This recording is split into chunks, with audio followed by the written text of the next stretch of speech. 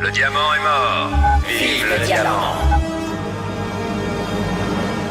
In the shadows of Paris, lies begin to weave a web more dangerous than ever. The memory of Gabriel and the secrets he shared with Tomoe and Lila hide a sinister pact that could change everything.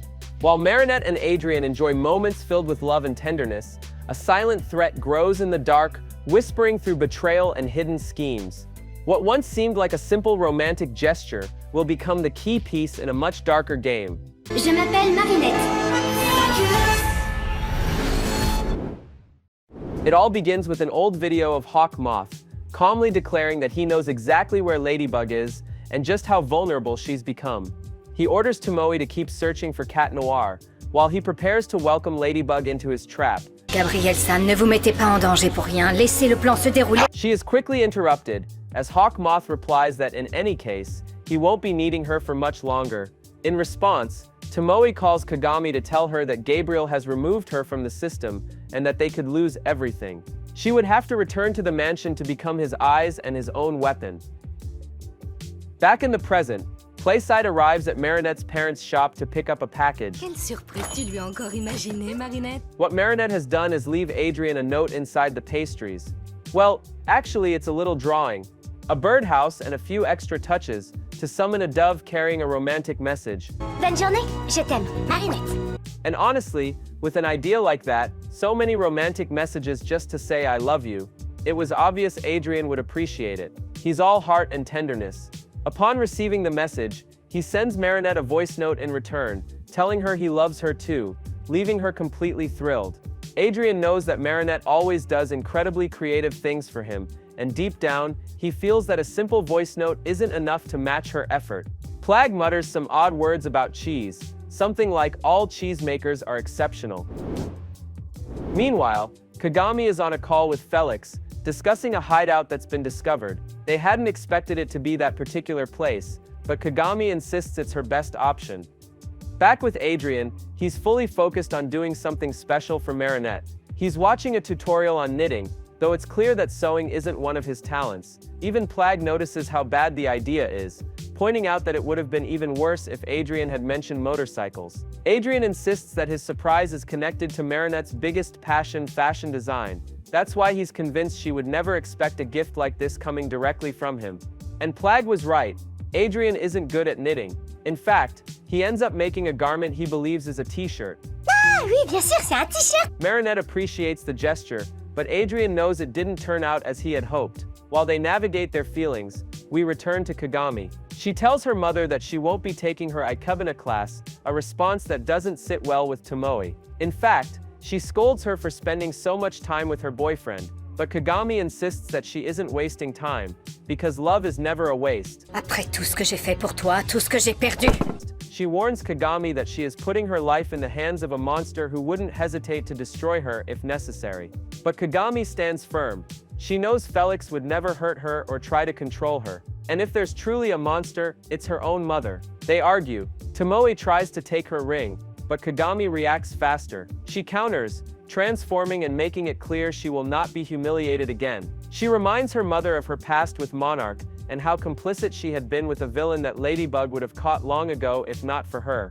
Kagami tells her mother that, if it weren't for the love she feels, she would have put a stop to her long ago and perhaps would have suffered the same fate as Gabriel, leaving her orphaned like Adrien. Leaving the drama aside, we return to Adrien and his wild ideas. Now he tries to bake a cake, but it comes out completely burnt. Plag once again tells him his idea isn't right. He's trying to gift a dessert to the daughter of bakers who make the best in all of Paris. Plag urges him to trust him, claiming to have the perfect solution. An idea so brilliant that everyone stares at him, the gift beef ribs. But the smell is overwhelmingly strong. We return to Tomoe. Recalling a conversation with Gabriel, he asks for her help to destroy Ladybug and Cat Noir, and to repair the peacock Miraculous. That way he could bring Natalie back together. Tomoe tells him she will never touch that Miraculous again, because using it cost her dearly with Kagami. She reminds Gabriel that the same risks were what caused him to lose his wife. She's blunt, playing at being villains only brings dishonor. Gabriel promises that if she helps him capture Cat Noir and Ladybug, they will end everything. And when the time comes to make the wish, they will do it together. He will get his wife back. and she will regain her sight. Tomoe doesn't believe his words. Men usually disappoint her, which is why she wants a completely different life for Kagami. She truly wants her daughter to avoid that disappointment and find her Prince Charming, a man intelligent, strong, attractive, and obedient. Traits very similar to Adrien's. They reach a mutual agreement. They will unite their children, and if all goes as planned, merge their bloodlines as well. That way, she would aid him in any of his schemes. When the call ends, Tomoe looks at Kagami. She once had her under strict control, knowing she could do whatever she wanted with her daughter. Lila senses the entire memory and reveals herself to Tomoe. She repeats her usual words. "Forgive my intrusion. I felt all your disappointment," but this time she appears as she really is, or at least as one of her many faces. Before her, she transforms while manipulating her, speaking of Kagami, and how sad it must be now that she can no longer control her. Tomoe asks what she wants, and as we already know, Lila is malicious. She smirks, kisses her, and says she just wants to help a mother in distress, knowing everything would be much easier for Tomoe if Kagami returned to being an obedient daughter. Tomoe responds that as long as Kagami wears the Amok ring, she cannot control her. Lila tries to manipulate her, suggesting that if she cannot control her directly, she should control the people around her. In fact, she already has a plan.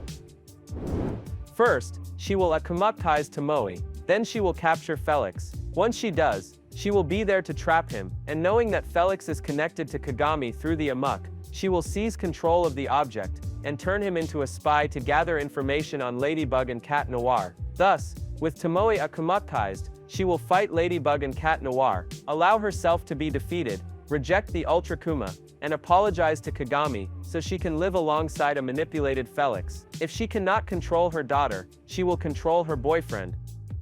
And Tomoe is weak. Lila's words have sweetened her ear. She quickly asks if now she will keep her word. Je ne suis là que pour servir vos intérêts, mère. Later, we see Kagami going to meet Felix. Both are happy to be together again, and Kagami believes her mother won't interfere this time. Leaving that drama aside, we return to Marinette. She's delighted with the sweater Adrien knitted for her, a sweater that would be perfect if Marinette had 4 arms. Just then, she hears Ryuko and Argos. They've come to visit her. They remind her of her secret, the situation with their mothers, and that the peacock Miraculous's magic is limited, leaving them vulnerable. They know this Miraculous has the power over life and death, and as long as he is the bearer, they can consider themselves safe. The real problem is the rings. They're at risk of being tampered with, and if that happens, there will be no way to stop it. If the rings are damaged, they would be in serious danger.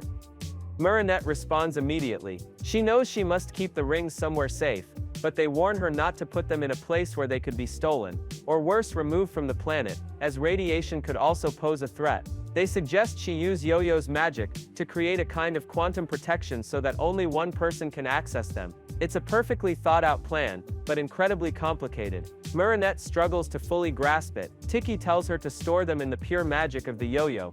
This way, no villain could use or manipulate the rings, keeping them safe from all evil. Moreover, when Marinette isn't using her Miraculous, they'll be even more protected. Marinette has doubts. After all, in the past, Shadow Moth managed to steal her yo-yo when he seized all the Miraculouses. Kagami tells her they'll take the risk, because if there's anyone who can always find a solution, it's Ladybug. Marinette transforms, accepting the plan and the enormous responsibility. Ladybug asks again if they're sure about their decision, but both know that failing to act would be far riskier. Just as Ladybug takes the rings, they slip when Marinette's parents enter, accompanied by Adrien, while Felix and Kagami must protect her. Adrien announces he's brought the perfect gift, lamb ribs, which Marinette's parents happily prepare. Once they're alone, they remember the rings that fell. While they search, Felix distracts Adrien, explaining that Marinette plans to hide her family rings for a romantic reason, something connected to her future and her children. At that moment, Adrien decides to help, nudging the rings with his foot. Excited to contribute, he admits he may not be the best at giving surprise gifts, but he's great at hiding things. He performs a little magic trick and hides the rings, and everything goes smoothly until Felix gets upset, demanding the other ring back. Then Tomoe calls Kagami. She only wants to tell her she's coming for her, since she's already been akumatized. She plans to capture Felix, who has Kagami's ring. Inside, Lila knows Felix has it, but when she sees his hand, she realizes it's not the peacock ring. Adrien has it. Marinette manages to save them from the attack, helping Adrien and Kagami escape. Kagami tells Adrien she'll take care of Felix's ring and that he must leave to protect him. Alone, Adrien transforms, unaware of what's happening outside, where Kagami tries to get her mother's attention. What she doesn't know is that Chrysalis has already noticed she carries the peacock ring. Kagami transforms, having no choice but to protect the ring and confront her mother. Ladybug joins the fight alongside Ryuko, but facing Yaki Gozen is tough. Even Cat Noir can't use the cataclysm. Inside Yaki Gozen, Chrysalis asks her to help her escape unnoticed. During the battle, Tomoe cries, as planned, pretending to reject the akumatization, claiming she only wants her daughter to be happy because she doesn't want to lose her. When Ladybug restores her home, Felix appears to return Kagami's ring, all under Chrysalis's hidden watch. Later, Marinette's parents have prepared the lamb ribs, and thank Adrien for the gesture. He wonders if there will ever be a way to show Marinette how much he loves her. She tells him she will always do quirky things, that's her personality, while his is more rational. Yet Adrien's gestures of love are always tender and familial, because he is already part of the family. All that's left is for them to tell each other the truth, for everything to go well, for the wicked Lila to be dealt with, and for them to have perfect children. But no, there's still trauma, and plenty of battles ahead. In fact, we see Tomoe communicating with the same corporation Nathalie contacted in the El Toro de Pida episode. They tell her that Gabriel Agreste was an exceptional diamond, and that it's a pleasure to introduce a new luxury king, speaking in very strange. Le diamant est mort. Vive le diamant.